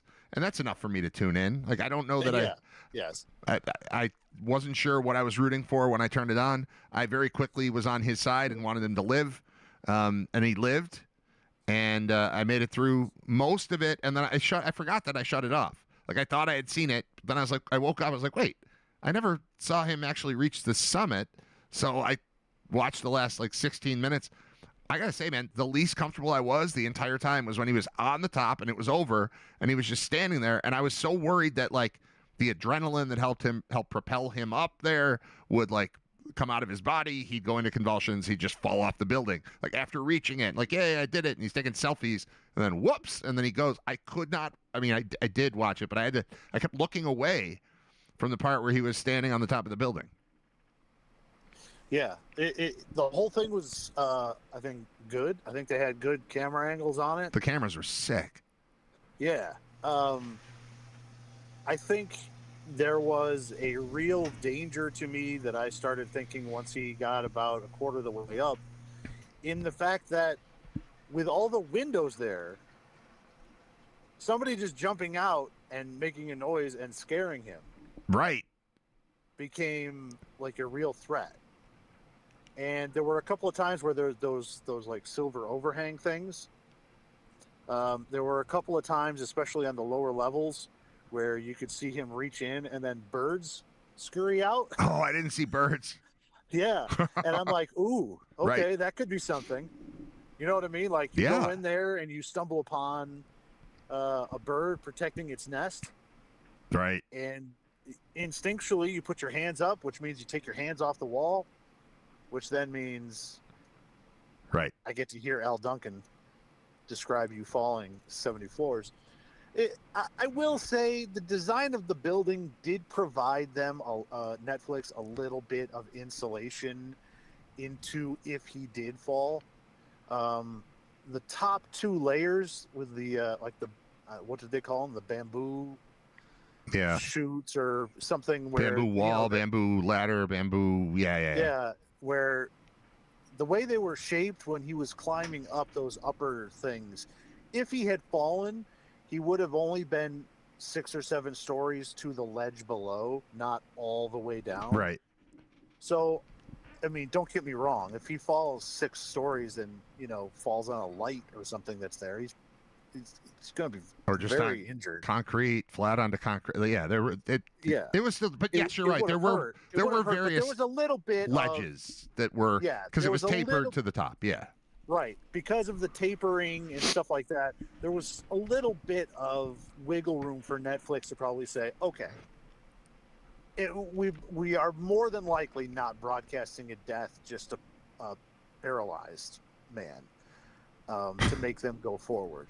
Yeah, I thought the whole thing was fun. It was good. It was fun. Mark Rober was really good. Are you familiar with him from like YouTube stuff? Mark Rober, the guy that was okay. Yeah, Yep. He's awesome. Anything he ever does is interesting and cool and fun. It's like infotainment, I think, or edutainment. Somebody wrote in the chat about him. I think he's awesome. He was a nice addition. The wrestler, I don't think, provided much. And honestly, I think you and I and Paul are good at UB football broadcasts, even if we have a lightning strike nearby and we've got to stall for 45 minutes with nothing going on. Like, we'll get through it just fine.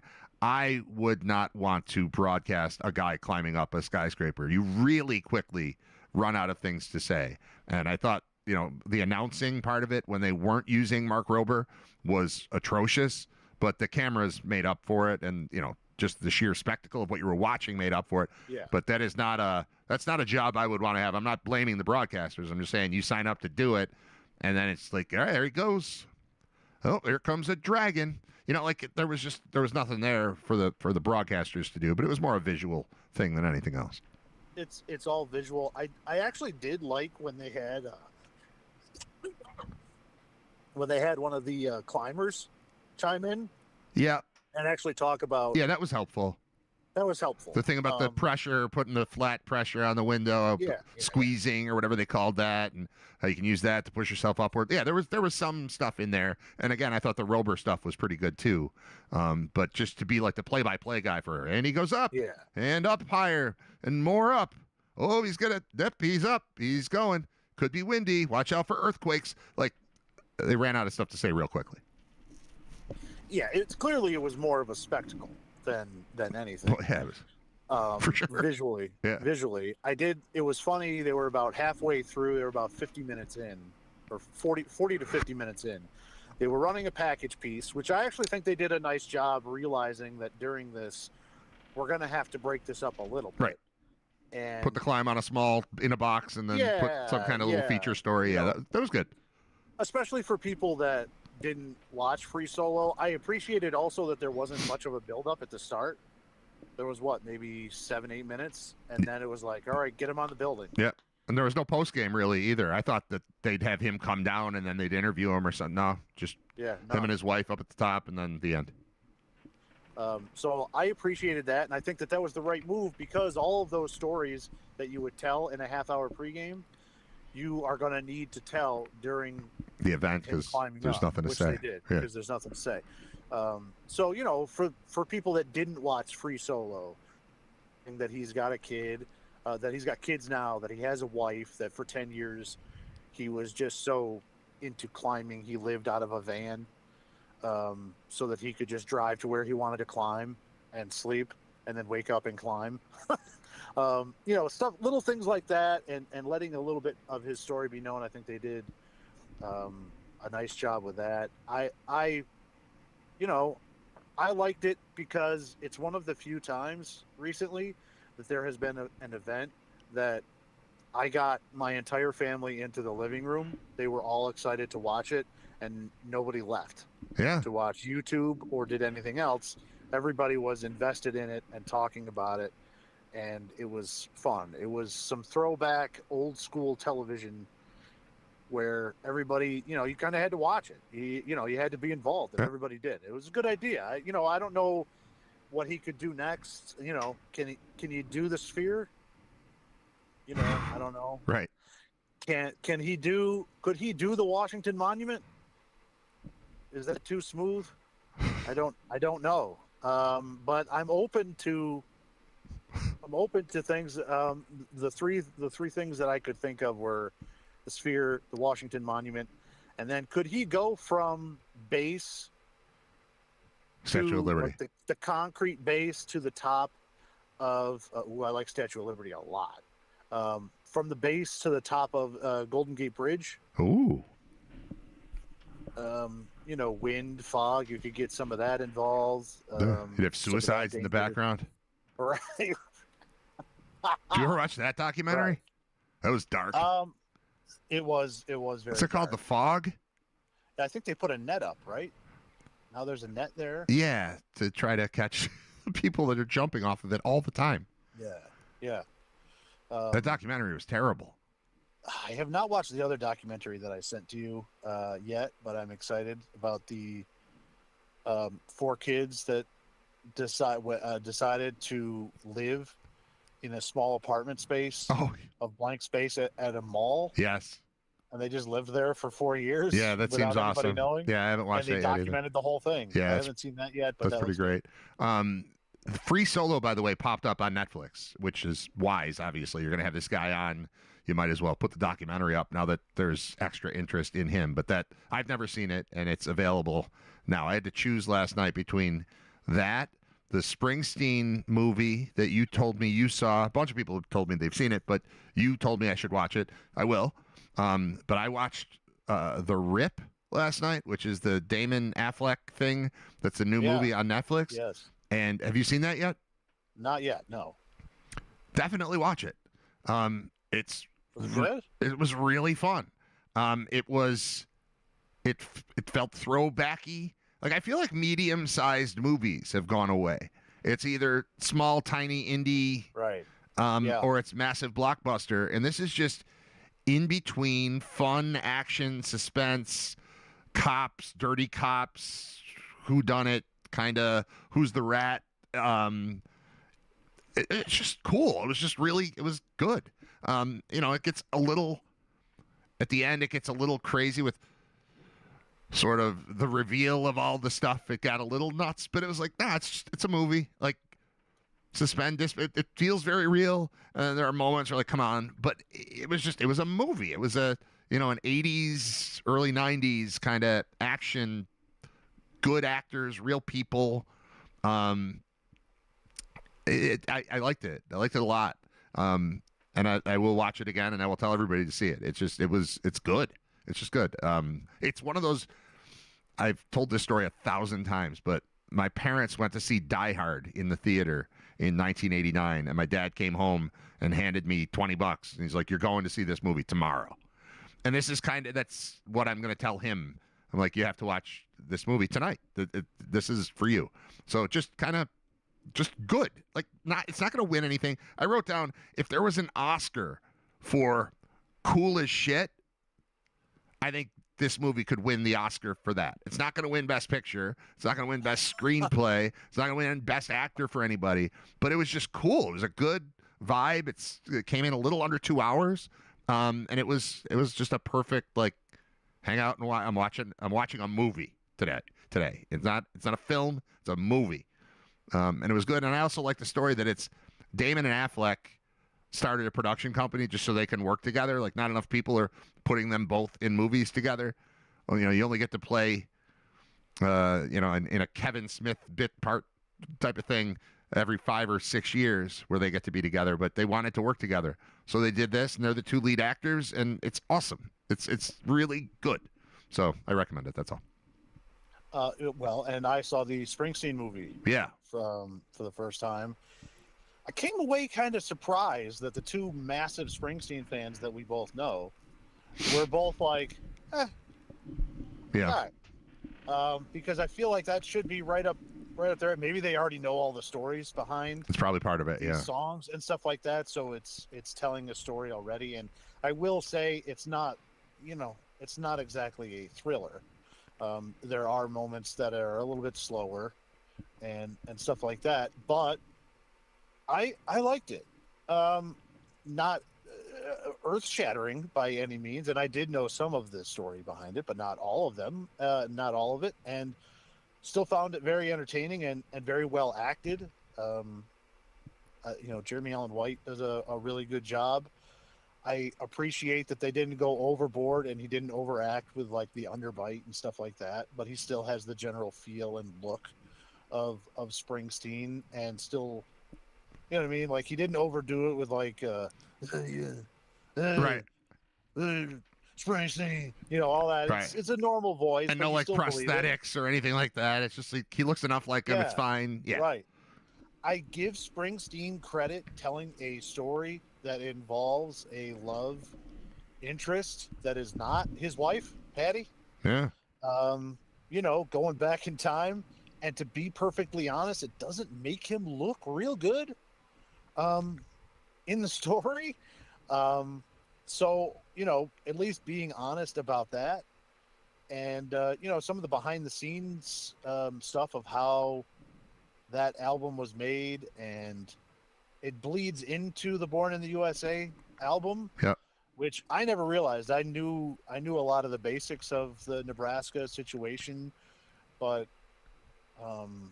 not actually seeing it like that helps me appreciate it a little bit more. I didn't know that a lot of the Born in the USA album was actually from the session where he was at the house, trying to figure that out, and the process of them trying, like, all the Nebraska songs were meant to just be put on tape so that they could then go and become full band songs, and then you see how they don't, and that whole struggle, and how odd it was for somebody that looked like they were about to emerge as, they were already a big star, but poised with this next album to be the biggest star on the planet next to Michael Jackson, to put that album out and make the choices he made.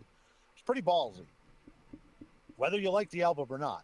It was ballsy, and you get to see them work through that. And I don't know, I found it interesting. Well, I found it interesting. I mean, everything you're saying makes me want to see it more. It's but the thing that made me want to see it less is, like you said, Fuller and Peck are massive Springsteen fans, and they're both like, yeah, it was good. I don't know if you weren't a big Springsteen fan, I don't know if you'd care. I'm like, no, I care. I would care if this was fictional and it was just about a guy making an album. And now you add in the fact that it's Springsteen, like, yeah, I'm into that. So I will watch it. I wanted to watch The Rip last night instead. And I think that they do a good. They certainly make it clear that there's a lot of baggage going on there with his dad and his home life growing up. They certainly don't paint his dad in a good light, but I have heard him do interviews, especially on Stern, where Dad was clearly, there were more problems even than they showed in this movie. Like, they could have really made him look bad from some of the stuff and stories that he told. I mean, you clearly get a view that Dad was a drunk.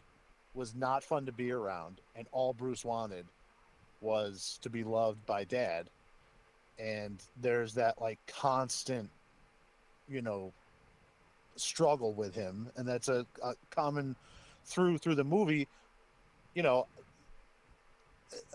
knowing how important his mother is, and like most of the sweet songs that he's ever written actually were inspired in part by the experience that he had with his mother standing up for him and saving him from a lot of those problems. Mm-hmm. They could have made her look a little bit more, but you clearly see that the most important relationship that he had that was influential with his music and what he did was the father relationship, and how it was not easy. It was not a pretty thing for him, and how he had to deal with that. So I found the whole thing interesting, and again, well acted. I like Jeremy Allen White. You and I also always talk about how Paul Dano's one of those guys that if he's in the movie, I assume that it's probably going to be Interesting at good. least. Yep. Interesting at least. Another one of those guys is what's his name from Succession that played the main son. Yeah. I can't think of his name. Jeremy. Right now. He's also Jeremy. He's the other Jeremy. He was also in the commercials, the Super Bowl commercials last year for Dunkin' Donuts with what's his name? Yes. Jeremy Strong. Jeremy Strong. He most everything he's done in the last 5 years has been pretty interesting. So he's in it. I think he does a good job. He was in Molly's Game, and he was awesome in that. Have you seen Molly's Game? Yes. Okay. Yeah. Molly's Game. It's awesome. It's clear that Jeremy Strong is insane. I think. Yeah, I think so. He's different and he's odd, but he really gets into this. I haven't seen the Trump movie that came out a couple years ago, but I have seen clips of him as Roy Cohn, and it was incredible. Like, he was incredible in that. So,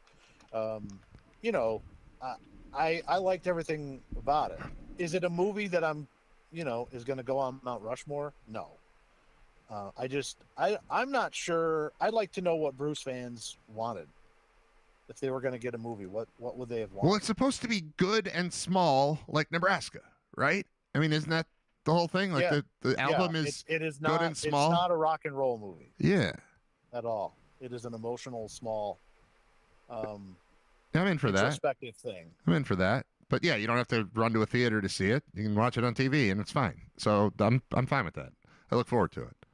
All right. Did I write anything else down here?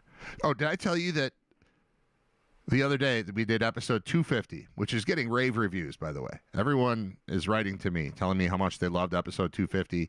You were a big part of that. It's the best. A lot of people are saying it. I never hit go live. So we did that whole show and no one could see it or hear it. Cool. But it recorded, so then I was able to post it afterward. But as far as live, I don't understand, and that's a question for the chat. You guys, if I'm ever not on, but I'm in the chat and I'm talking to you, it's let me know. 'Cause I'm not watching or listening. I'm just doing. And I found out after, like, I shut it down. So I did the show by myself for like 10 minutes, 15 minutes, something like that. Then I had Tim Graham on for like half an hour. Then we played one song. I had you on for an hour. And then I played a song, and I hit play on the recorded interview with Nick Mackay from the day before, and that was almost an hour long. So the show went, I thought, until like 1 o'clock. I wasn't here sitting at the computer because I had to go get my hair cut. I got the whole thing done. That was at 1. I was on my way there, and I got a text from my dad. He's like, I'm just making sure everything's okay. And I was like, why? He's like, no show today? And I went, oh, no. And I was on my way there. So I had to sit, and the hair, turning me into this took like an hour and a half. There's a lot of work that needed to be done. So I was sitting there the whole time thinking, okay, when I get home, I can hit stop on the broadcast and then see if it's saved, because it should have. It usually does. But if I'm not actually streaming, I'm not positive it's going to save. So the whole time I'm there, I'm thinking, did I just waste one of the best shows I've ever done because it was excellent. I mean, top to bottom, just super good. But it didn't air live. So then I set it up, and it aired live. You can do a live premiere of something that's pre-recorded through YouTube. So we did episode 250 aired live Saturday at 10 a.m. And no one complains. People have watched it on YouTube, and everything's fine. But it didn't air live, and nobody told me. Nick in Depew says, I would have let you know, but you hadn't commented in the chat by 10:30 or so when I wandered away. I did write in the chat something about technical problems because it started late. It was similar to today. I couldn't get the other stuff to play. I could get this. I could get on the air, but I couldn't play my music or my the intros, any of that. And that problem remains, but at least we went live today, and everything's okay. I don't know why I just told you all that. Good. I don't know why I just told you all that. Millions of people can now enjoy it in all its glory. Yeah. I'm just, the only other thing I have written down here is kind of movie adjacent, I guess, since we were ending on movies. A broadcasting Hall of Famer died by the name of Jeff Mason. He's a behind-the-scenes guy, but he was with ABC and ESPN. Did a lot of big sporting events. Okay. As a producer, behind-the-scenes guy. He died this week, and it reminded me that he is basically the main character of a good movie. If you like, it's not a documentary. It's clearly it's a drama, but it's like a biopic, and it's called September 5, and it is about the breaking news of the Munich Olympics. Oh. And it's about an hour and a half, and it's about the fact that Jeff Mason, who was an associate on-site producer in Munich, overnight is in charge of basically getting everything set for the next day's broadcast of the Olympics, and has a skeleton crew there. All of a sudden comes across the news that there are terrorists in the Olympic Village across the street. And it is his drive and his organization there on the site that really drives the fact that ABC had to make the decision, and Roone Arledge at the time had to make the decision of who is covering this and how they are covering this, because at that time of the world, that is a news story. And it was Mason and everybody behind the scenes saying, yes, but this is a sports story, and all the sports people are here, so why don't we cover it right now, live, as it's happening, with sports people that know what's going on and all the people here. And he set it up, all those, like, the whole movie is about how, behind the scenes, how they are able to navigate that and be one of the only places that broadcasts this to the world live as it's happening. And just seeing Mason's name reminded me of that. Definitely recommend the movie if you're like a nerd and like kind of behind the scenes stuff of. Well, yeah, that's me. I don't. That's a tragic situation. I don't know how I've never heard of this. It was like an under Skarsgård is Roone Arledge in this, and he is very good as well. But it's all about that, whatever it was, day and a half or so of what happened and reporting on it, the problems they had, how they had to get. Not revolutionary, but again, this is a sports story. We're covering it from a sports angle with the people that know what's going on here, instead of just turning it over to news. And Mason was part of that, and he's the main character in this movie. That's a very good movie. And looking at it, I didn't know a lot of the behind the scenes stuff, and getting Jim McKay involved and stuff like that. It's an excellent movie. Yeah.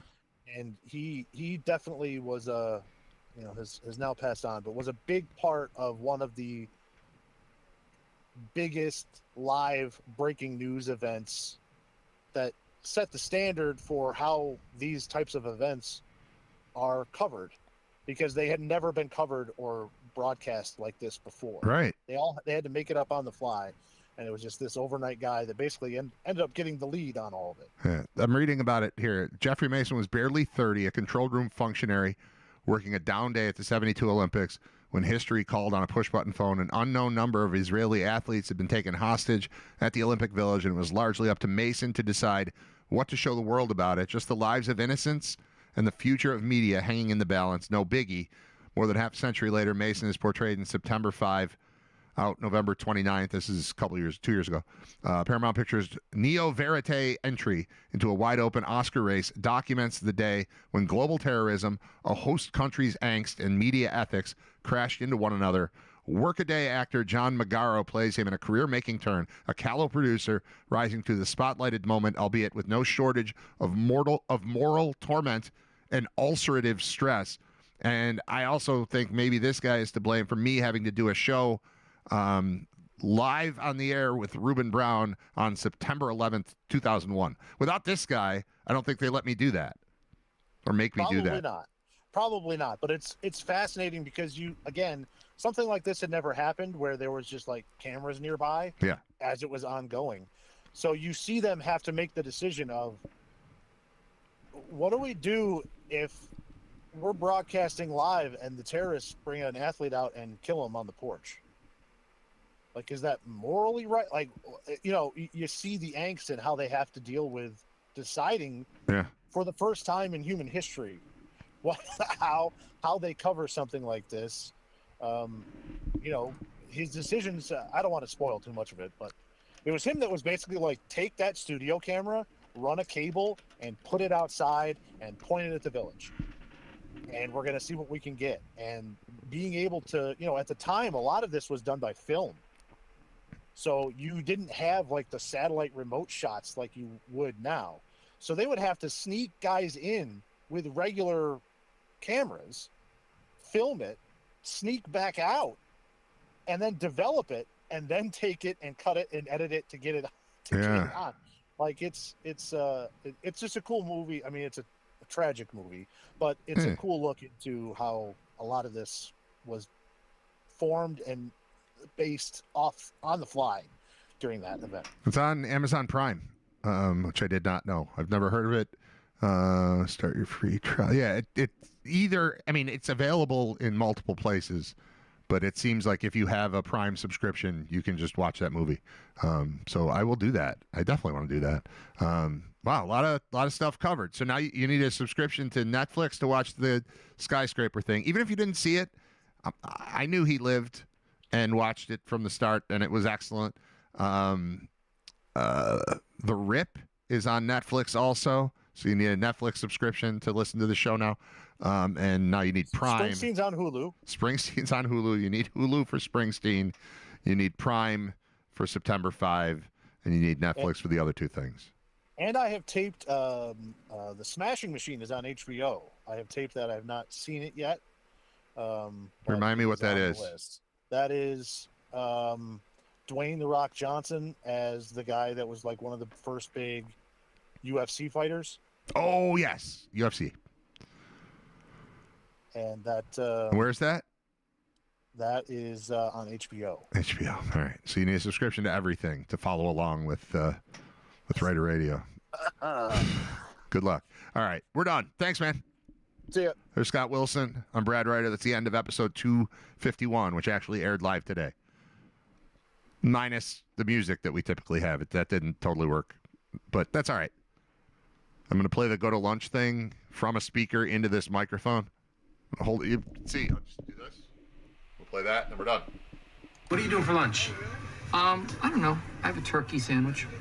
We're going to go around the corner. I think you should come with us. This is a great place. Okay. We brought you a shirt. You get out of here? Will you get out of here? Will you? Now, will you go to lunch? Go to lunch. Will you go to lunch?